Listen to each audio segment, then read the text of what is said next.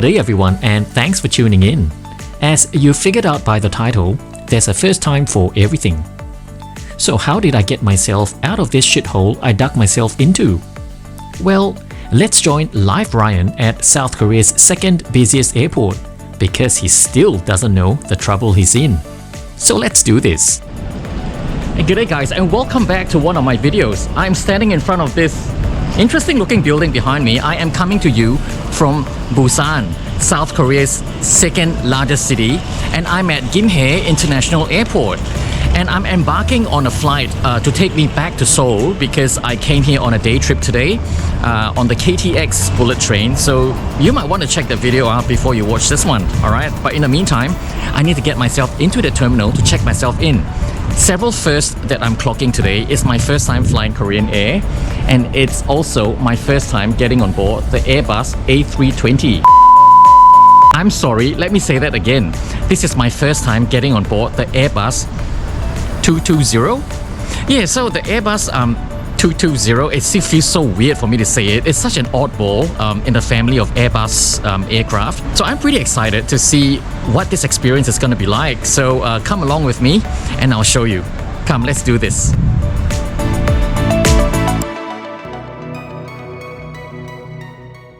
If you're new to my channel, my name's Ryan. Born and bred in Singapore, I now call Australia home, which explains this weird accent of mine. I create heaps of travel and food related content, and this trip is no exception. Starting in Australia, I flew to Seoul, where I ate my heart out. And here I am in Busan exploring the markets. Tomorrow morning, I'm headed to Hong Kong, then Thailand, where I'll eat through Bangkok and Chiang Mai. I'll head back to Australia via Sri Lanka, so an eventful video series of this trip is guaranteed. If you don't want to miss a single episode, hit subscribe and the bell icon. Oh, giving me a like won't hurt because it'll encourage me to keep prodding along to produce more of these videos. Here's the thanks, because your support is very much appreciated. This building we're walking into opened in 1976, which explains this sharp squarish design which is almost military communist in its architectural language. It used to host all flights until the newer international terminal next door opened in 2007. Handling just over 17 million passengers in 2018, this airport is currently struggling to cope with that number. And watch this space as a new airport is being discussed to get out of this crowded situation. There is also nowhere for the airport to expand due to the mountainous terrain surrounding it.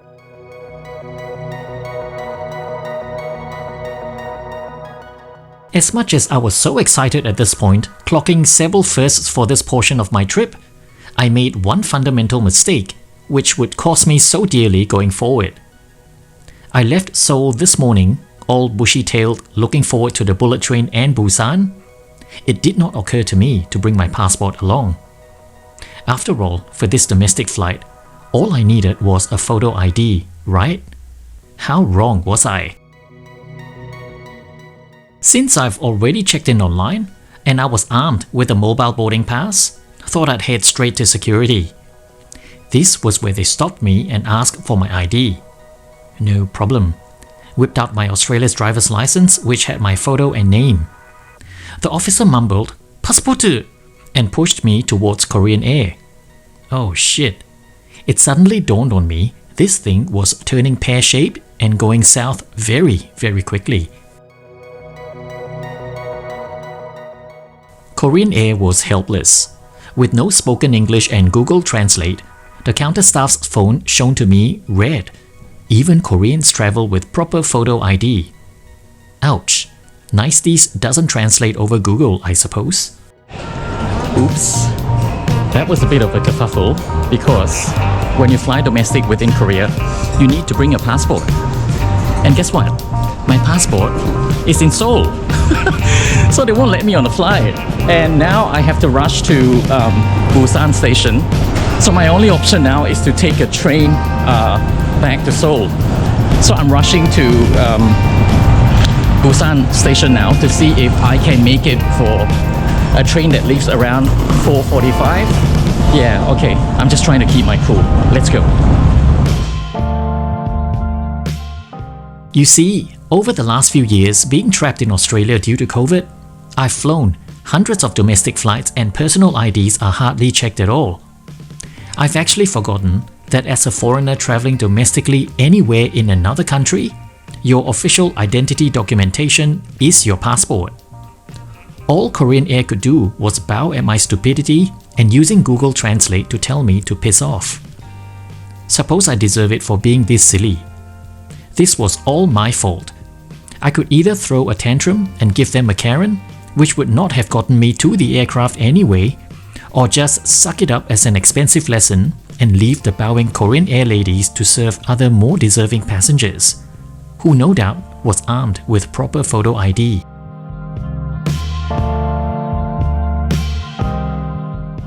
It took me about 20 minutes to gather my thoughts at the airport when I accepted my fate, not being able to fly to Seoul. My options were to either take a bus, which would take me the entire night, or a bullet train, which would still get me back to Seoul in time for dinner. Any fool would have chosen the train option. So now I was back on the Busan metro to take me back to town. It took me way over an hour to get me from Dadepo Beach to the airport earlier on. So was I going to spend that amount of time in the train again? What should I do? The decision was made to get off the train at Sasang, where the airport Purple Line would terminate. I would then get on a taxi to zip me across the city to Busan station, saving me the walk at 2 interchanges here and here. Hopefully I would make it for the bullet train to Seoul at 4:45 PM. Yikes, fingers crossed.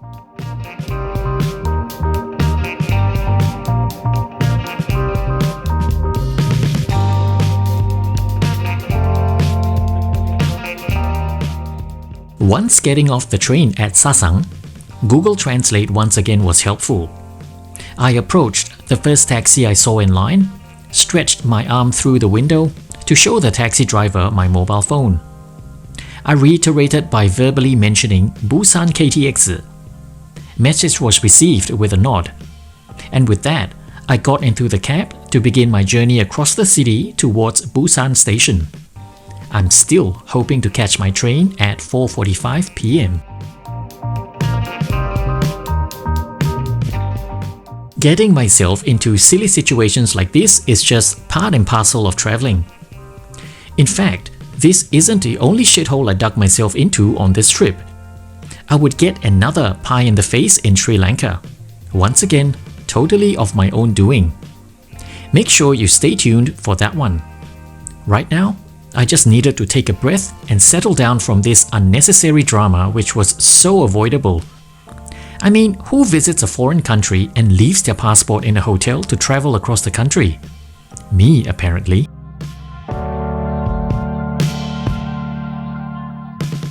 We're now zooming along and fingers crossed I'll make it in time at Busan station. What sort of travel drama have you caused yourself? I would love to hear from you in the comments.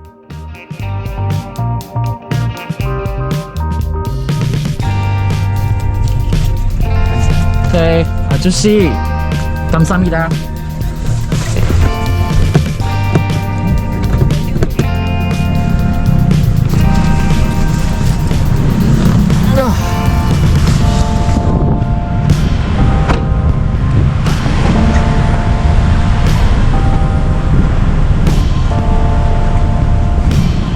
Okay, I made it to Busan station, so it is now 4:40. I'm trying to see if I can get to the station and make it for the train that departs at 4:50. Hopefully there are seats available, fingers crossed. Let's do this! Who would have thought that I'll be back in Busan station today? Well, let's go.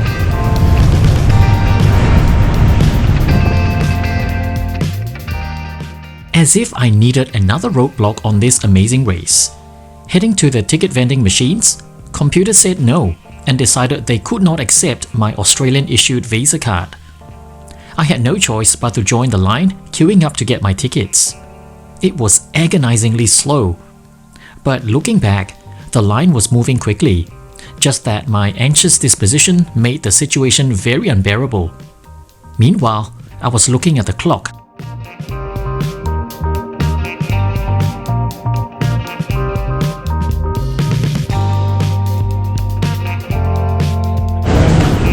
Hi, KTX Gwangyong.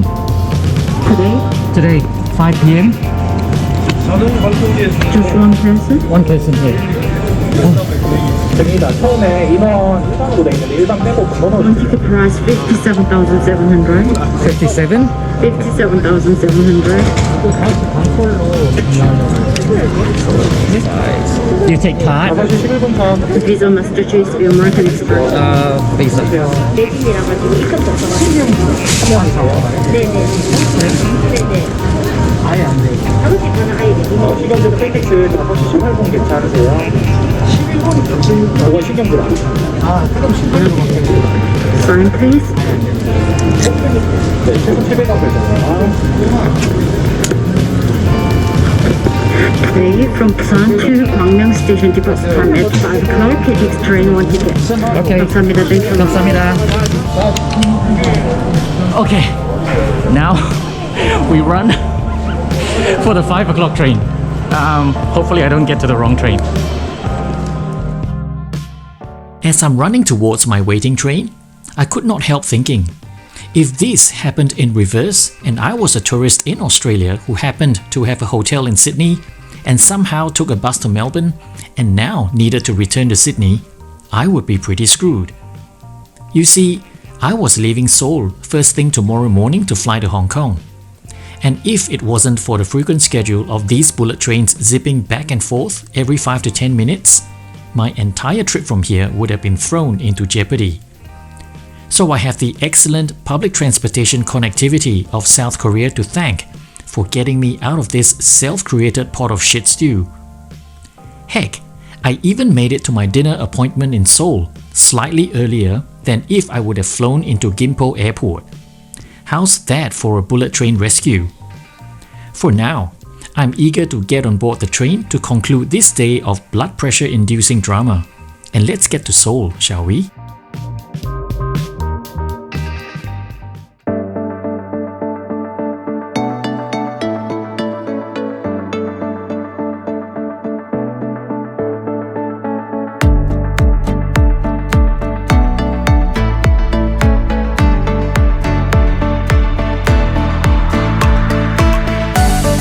Okay, so I made it after all. This is car number 5. This is where I'll say goodbye to you.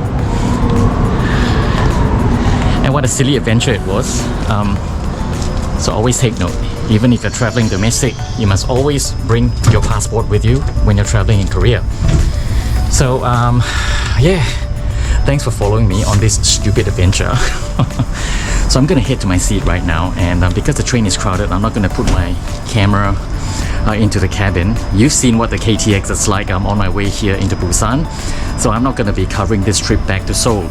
Alright, so I'll leave details of my Instagram on your screen right now, so chuck me a follow there, and so you can see where am I traveling to in real time. Okay, but don't forget, of course, more importantly, to hit the subscribe and bell icon so you'll know every time I get into trouble when I'm traveling like this, okay? Yeah, I need to catch my breath. In the meantime, take care all of you, and I'll see you for my next video. Bye!